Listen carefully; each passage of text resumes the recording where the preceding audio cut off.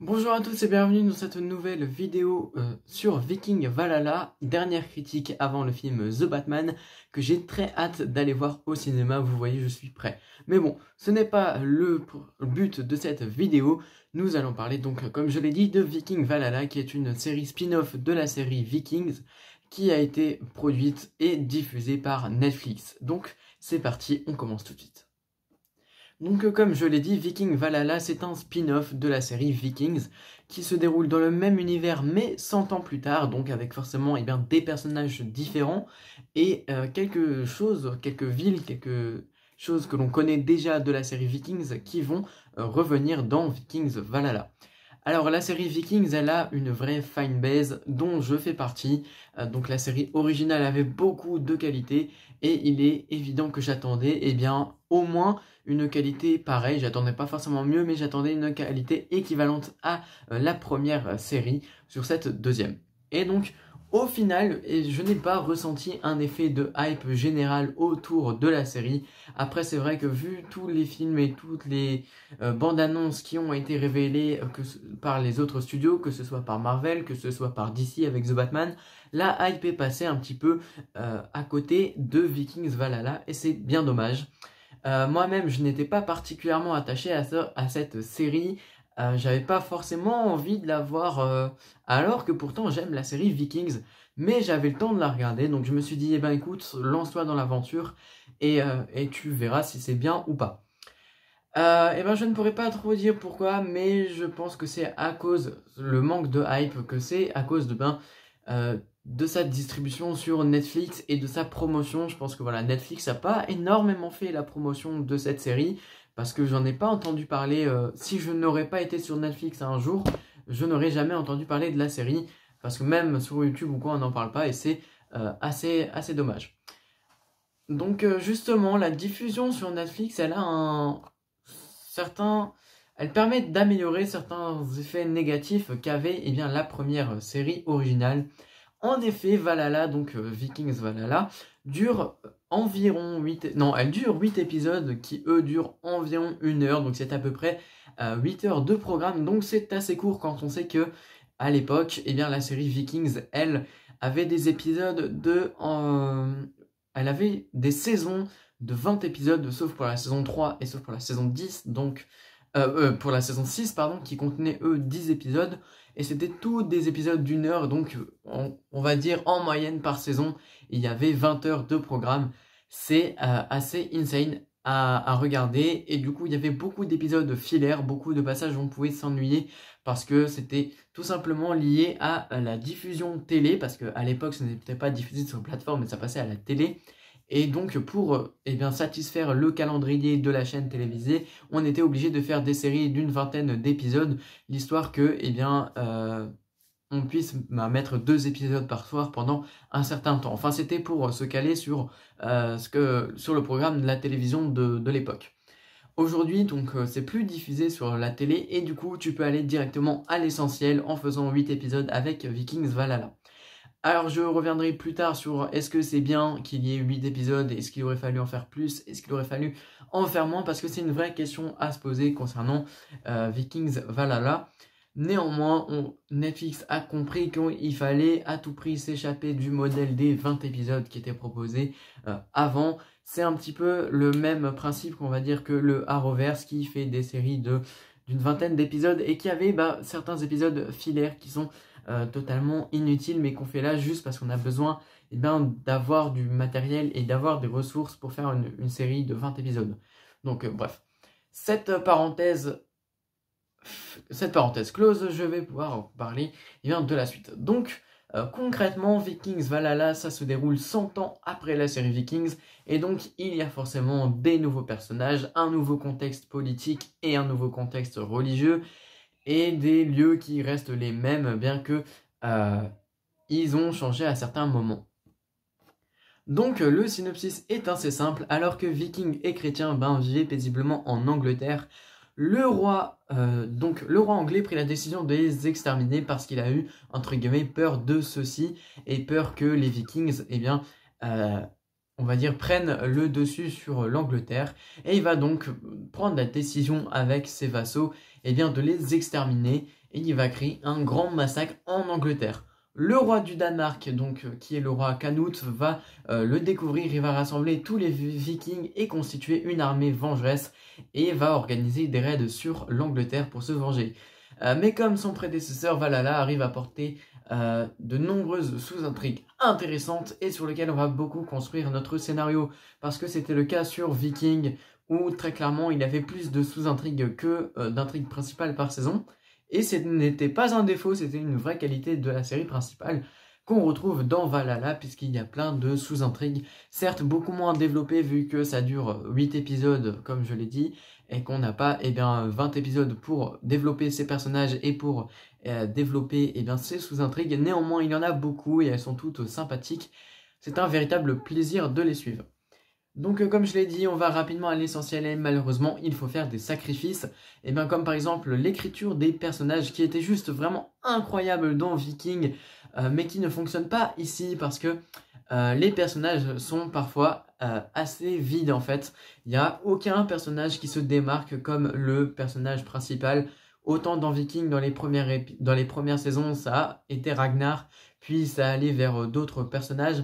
Mais voilà, il y avait toujours des personnages ultra charismatiques, ultra travaillés avec une histoire folle derrière. Ici, malheureusement, dans Vikings Valhalla, c'est pas forcément le cas. Il y a un ou deux personnages assez bien travaillés, mais sinon, malheureusement, c'est le gros problème de la série, c'est que c'est assez vide. Par moments, on perd le charisme, comme je l'ai dit. Donc, qu'avait pu avoir Ragnar, Lagertha, Floki, Rollo à l'époque. Et ici, nos personnages, ils sont pas charismatique et comme je l'ai dit c'est dommage. On n'a donc aucun personnage qui s'impose à l'écran. Finalement ouais, tout ça je l'ai déjà dit donc ouais, c'est un petit peu le point faible de cette série, de ce Vikings Valhalla, c'est tous ces personnages qui ne sont voire pas du tout écrits pour certains, ils sont juste là pour être là. Surtout que le temps d'écran entre les personnages il n'est pas forcément bien exceptionnel non plus, sachant que voilà, il y a des personnages qui sont pas du tout importants et qu'on va voir mais énormément de temps devant à l'écran. En plus ils n'ont pas forcément du charisme, ils sont pas forcément attachants, donc il y a un moment où ça commence à gaver, on a envie de voir d'autres personnages à l'écran. Mais c'est le problème aussi qu'avait eu Vikings à l'époque, c'est qu'il y a beaucoup de personnages et donc il faut s'y retrouver. Mais en soi c'est le seul on va dire défaut de cette série, parce que il y avait beaucoup de hype. Le problème du je vais trop vite à l'essentiel, il se répète aussi malheureusement pour les combats et pour les scènes de bataille, où à l'époque de la série Vikings, les scènes de bataille, elles étaient minutieusement préparées.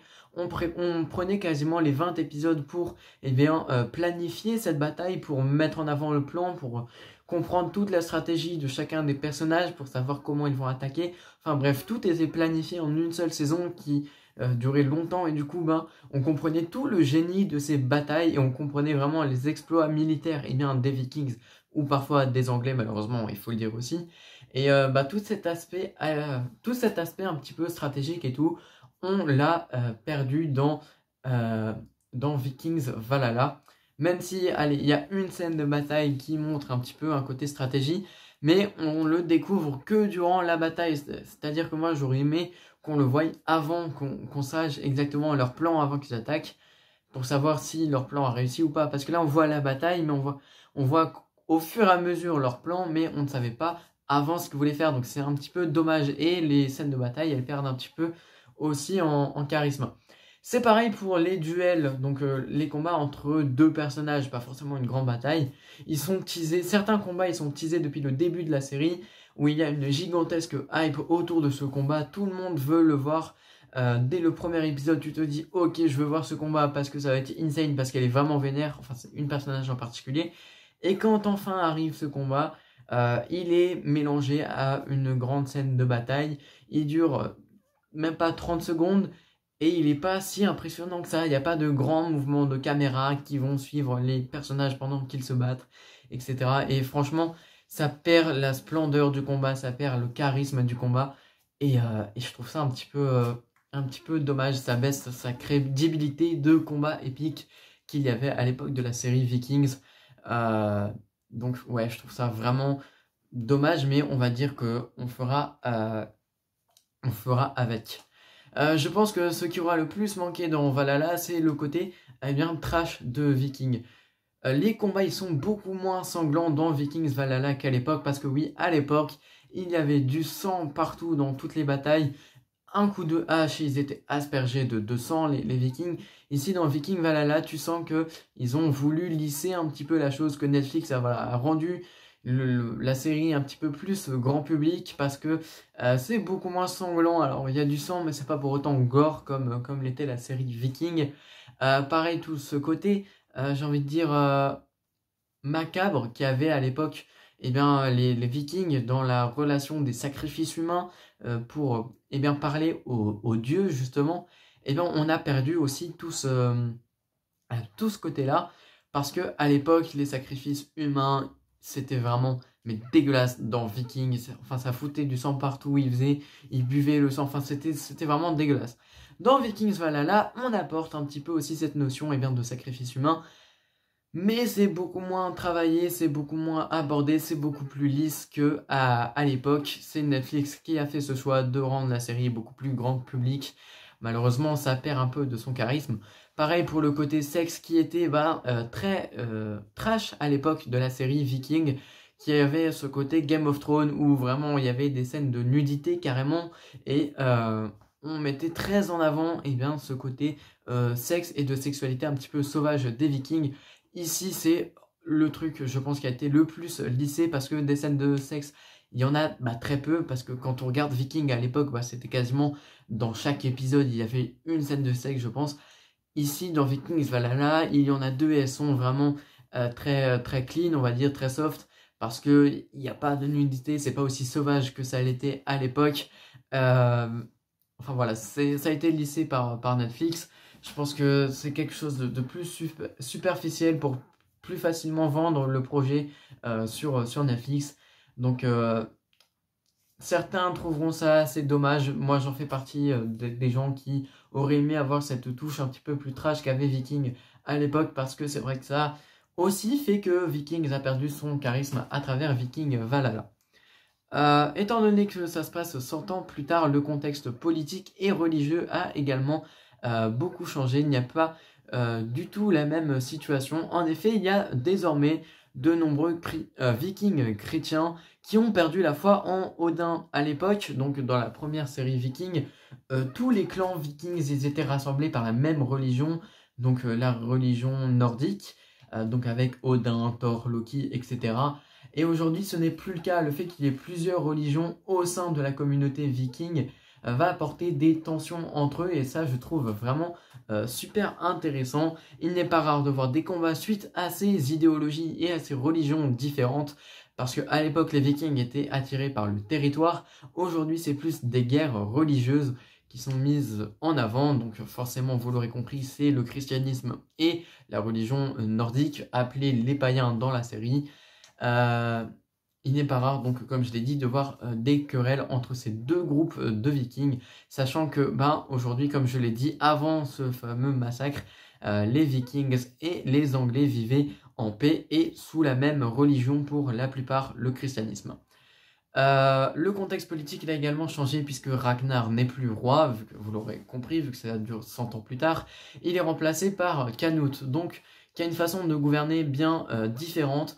De plus, les Vikings, ils ne faisaient plus de raids depuis longtemps. En effet, vu qu'ils vivaient en paix avec l'Angleterre, ils pouvaient faire du commerce avec les Anglais, mais ils n'avaient plus besoin de les attaquer, de les piller comme c'était le cas à l'époque.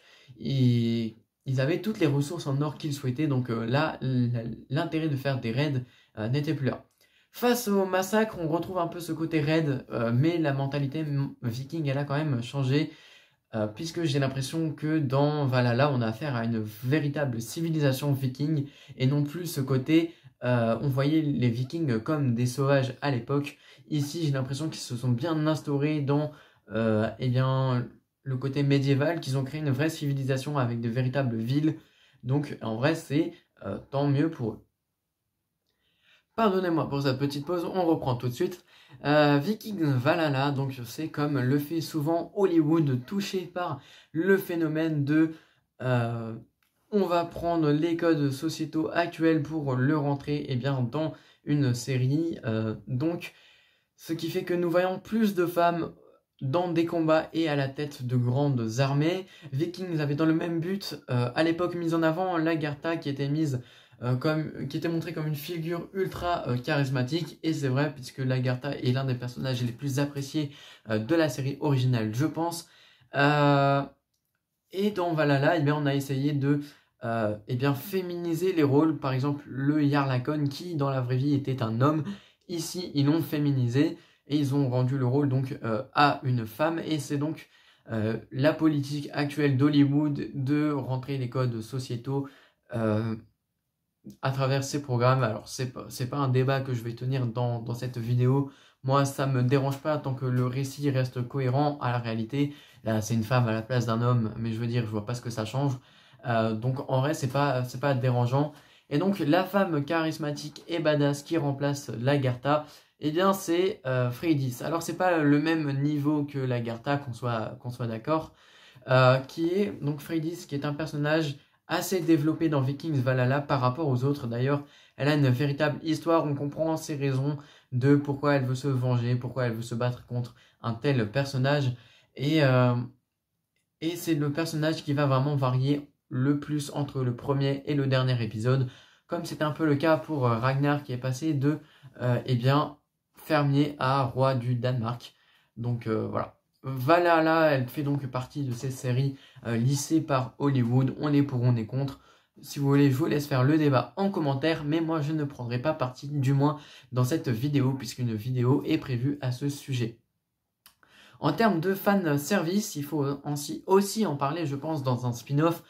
C'est assez subtil, on citera les noms des anciens héros vivant à l'époque de Ragnar, mais ce n'est que peu abordé, et au final, il y a qu'un tout petit peu de fan service. Alors oui, certains éléments vont revenir, comme les villes, Kattegat, Uppsala, qu'on avait déjà vu dans la série Vikings, et qui sont ici, on va dire, fidèles à ce qui a été fait à l'époque. Non, ça ne change pas de ce qu'on avait vu, les décors restent quand même les mêmes, les villes n'ont pas trop changé. Où il y a un seul personnage de Viking qui va revenir dans cette série, mais on en reparlera donc en partie spoiler. Mais c'est pas vraiment le personnage le plus important. En plus, il n'avait pas énormément de fans. Néanmoins, il revient. C'est limite un caméo. On en reparlera donc en partie spoil, ne vous inquiétez pas. Bref, la série arrive à se lester du fanservice et elle peut même être vue indépendamment de la série Viking. Et ça, je trouve que c'est cool à voir. C'est-à-dire que ceux qui n'ont jamais vu Viking, vous pouvez également aller voir Vikings Valhalla sans aller voir les 6 premières saisons qui sont extrêmement longues. Et donc, petit changement de luminosité parce qu'on commence à faire sombre, je vais donc revenir. Donc, revenir sur les décors, les costumes, les navires, bref, tout ce qui a fait le charme de la première série de Netflix qui va refaire le charme cette fois-ci de Vikings Valhalla. Oui, c'est vraiment cool. Ça fait plaisir de voir des vrais décors, des décors réels qui ont été construits pour le tournage de la série. Il n'y a pas, voire peut-être très peu de CGI, de fond vert, de fond bleu. Alors certes, dès le premier épisode, j'avais un petit peu peur de ça, puisque dans la scène d'intro de la série, on reconnaît très clairement qu'il y a du fond vert, qu'il y a du fond bleu, et que c'est assez mal fait. Mais c'est, on va dire, la seule fois où ça a été fait dans la série. Tout le reste, c'est des décors réels. Et donc, globalement, ça a été fidèlement reconstruit par rapport à la série Vikings, puisque tout a dû être refaire. Et donc, comme je l'ai dit, par exemple, Kattegat, elle est entièrement fidèle à ce que l'on voyait à l'époque dans Vikings. Un petit bémol sur les acteurs, il faut quand même, je pense, le dire. Bien que les costumes y soient toujours aussi magnifiques qu'à l'époque, ici ils me paraissent trop propres par rapport à la série originale de Vikings. Je m'explique. Ici, Hollywood, enfin Netflix a choisi des acteurs qui, pour le grand public, paraissaient plutôt beaux. Et ils ne les ont pas salis parce que les Vikings ne sont pas forcément tous ultra musclés. Parce que là, c'est clairement ce qu'on voit. Ils sont tous ultra musclés, badass, beaux, bien rasés, etc. Les Vikings, dans la première série, et je pense dans la vraie vie, ils n'étaient pas tous comme ça. Ils étaient parfois obèses, parfois de corpulence normale, mais ils n'étaient pas forcément musclés, mais en tout cas, ils étaient assez sales. Et là, on ne le remarque pas dans cette série, j'ai l'impression qu'ils sont tous aussi propres les uns que les autres. Donc voilà, c'est le petit bémol que j'ai à dire.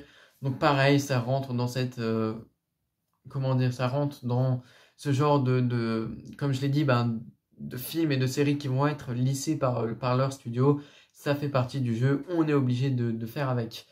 Euh, pour rentrer plus dans la forme de la série, donc en parlant de photographie, de mise en scène, j'ai trouvé qu'il y a une mise en scène beaucoup moins intéressante que dans la première série. Après, Viking Valhalla, ça reste quand même assez bien fait, mais comparé donc à la première série, ça n'a strictement rien à voir, puisque je pense qu'on peut qualifier la première série comme chef-d'œuvre de mise en scène.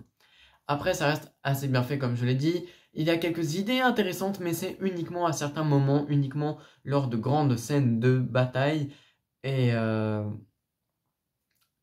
et c'est tout, quoi. Sinon, il n'y a pas de grandes idées exceptionnelles sur le reste de la série. Ça reste dans les combats et dans les scènes de bataille qu'on a les meilleures idées de mise en scène. On remarquera quand même qu'on n'est pas dans cette formule du plan fixe infini et que la caméra se déplacera de temps en temps dans des mouvements très bien vus et très logiques par rapport à ce qui se passe sur la série.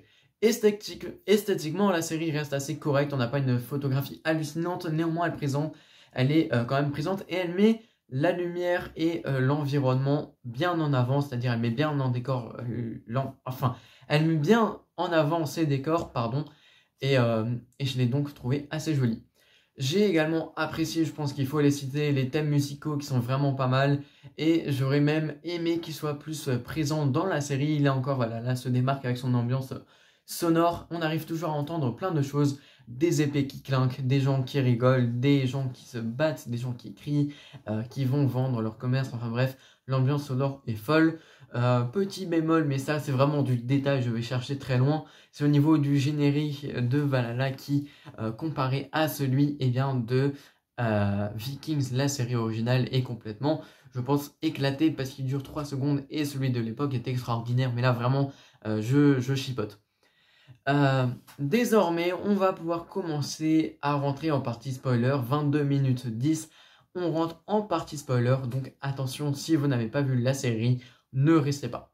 Bref, déjà ce que je vais parler, ce sont dans un premier temps des scènes de bataille. Alors on a eu deux grosses scènes de bataille, donc la première c'était la scène de Londres, et la deuxième qui était la scène de Kattegat, donc le combat à Kattegat.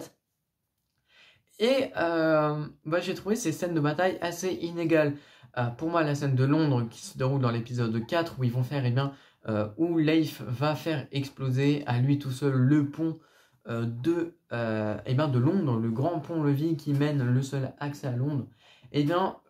J'ai trouvé cette bataille mais carrément épique, limite mieux que la plupart des batailles de la série Vikings originale, et que c'était bon. Genre j'ai kiffé cette bataille, elle était géniale. Elle se déroule dans l'épisode 4 comme je l'ai dit. Et dans le dernier épisode, on a la bataille de Kattegat qui là est un véritable échec, que ce soit sur sa présentation stratégique, comme j'en ai parlé en début, on ne sait pas trop ce qu'ils veulent faire. Et en plus de ça, elle est pas ouf, il n'y a rien d'épique, rien d'exceptionnel dans cette bataille. Et donc j'ai vraiment trouvé ça dommage qu'on ait une super bataille qui mette en avant la série, ou qui nous disent désormais toutes les batailles elles seront comme ça. Et puis après tu as la fameuse bataille de Kattegat qui était censée être importante puisqu'on était censé assister à la chute de la ville. Et alors déjà bon, on parle pas de ce cliffhanger de fin qui n'était pas forcément à mon goût, mais qui tease une saison 2 qui peut être intéressante. Mais voilà, la deuxième bataille de Kattegat, elle est vraiment pas exceptionnelle. Je n'ai pas apprécié cette deuxième bataille. En termes de mise en scène, il n'y avait rien d'intéressant. De photographie non plus. De combat, c'était pas ouf. Les combats de figurants, c'était pas ouf. Alors que la première était vraiment un chef-d'œuvre. Donc j'ai trouvé ça assez dommage. Pour rester donc dans la partie spoil, il y a un personnage de Viking qui revient dans Valhalla. C'est le personnage du devin. Et j'ai pas trop compris pourquoi l'avoir fait apparaître. C'était limite un caméo. Surtout que c'est pas l'un des personnages les plus importants de Vikings. J'étais en train de me dire qu'on pouvait voir des personnages de Vikings qui étaient très jeunes à la fin de la série, qu'on pouvait les voir très vieux dans Vikings Valhalla. Ça n'a pas été le cas. Et ils ont décidé de faire revenir le devin. Et ils l'ont fait revenir d'une manière assez étrange. Ils l'ont fait revenir sous forme de vision. Et je trouve pas ça exceptionnel en fait de l'avoir fait venir sous forme de vision pour le personnage de Freygis, puisque les devins, dans l'ère viking, il n'y en a pas eu qu'un seul, je pense. Il y en a eu avant celui de Vikings et il y en a eu celui après. Enfin, il y en aura certainement celui après. Donc pourquoi avoir fait une vision avec ce devin? Ils auraient mieux fait, je pense, d'instaurer un devin aussi étrange, aussi charismatique que dans la première série Vikings. Un nouveau devin, ça aurait été, je pense, le mieux. Et pas faire revenir sous forme de vision. Parce qu'en plus, les personnages devraient se dire normalement, en fait, on ne sait pas trop si on doit faire confiance à cette vision parce que ce n'était pas réel. Et surtout que le devin, à l'époque, c'était quelqu'un de physique que l'on pouvait voir et que n'importe qui pouvait voir, même les christianismes, même les christianes. Ouais, christianiques. Non, mais non, je suis con. Les chrétiens, pardon. Oh là là, je suis fatigué, désolé, ça fait 25 minutes de vidéo. Non, les chrétiens pouvaient voir, c'était le cas pour Athelstan, donc qui allait voir le devin. Ici, les chrétiens, du coup, ils ne peuvent plus voir, ils ne peuvent plus avoir cette vision, étant donné qu'ils n'ont plus la même religion, etc. Donc c'est assez dommage. Qu'est-ce que je pourrais dire en partie spoil encore? Ouais, le père de Canute, donc le père du roi viking, qui est apparu en fin de saison, j'ai pas compris son apparition à lui aussi, j'ai trouvé ça vraiment nul, j'ai pas du tout apprécié le personnage, il est vraiment détestable. C'est un connard et il sait que c'est un connard et il va pas te le cacher. Enfin, il va gouverner d'une manière mais vraiment absurde et horrible. Là où Canute avait été assez sympa avec les vassaux anglais, avec toute la cour anglais, alors qu'il aurait pu tout massacrer, leur retirer tous leurs droits. Et Canute, il a fait en sorte de garder cette confiance auprès des seigneurs anglais. Et quand il va léguer son trône à son père, donc un minimum de temps, mais qui, juste parce qu'il y a des problèmes au Danemark, alors on ne sait pas trop quoi, mais je pense que ça sera abordé en saison 2. Mais quand Canute va venir, il va casser tout ce qu'a fait son fils avant. Donc c'est un petit peu un développement de personnage, le développement de Canute qui a été totalement bâclé par ce personnage détestable, pas forcément travaillé. Donc ça m'a un petit peu dérangé. Ce qui est toujours cool aussi dans Vikings Valhalla, donc c'est toutes les nombreuses trahisons que l'on a eues dans Vikings Valhalla et qu'on avait eu à l'époque dans Vikings, donc un tel personnage qui va trahir un tel. Là c'était Olaf et donc, putain j'ai oublié son nom, le frère d'Olaf, en gros le jeune qui sort avec Freygis, j'ai oublié son nom, ils sont frères et on était, à chaque fois ils sont trahis, puis retrahis, repris confiance, puis retrahis. Enfin j'ai trouvé ça, c'était digne de Viking, j'ai trouvé ça assez cool. Sinon voilà, c'est la fin de cette critique donc de Vikings Valhalla. Vous l'aurez compris, je le conseille fortement si vous avez vu la première série Vikings, mais aussi si vous ne l'avez pas vu. Vikings Valhalla, c'est vraiment bien. Je lui mets la note de 8 sur 10, donc ça a vraiment toute ma confiance et j'ai hâte de voir donc la saison 2. Et bien on se retrouve demain ou après-demain pour la critique de The Batman. C'était Hugo, on se dit à très bientôt pour une nouvelle vidéo.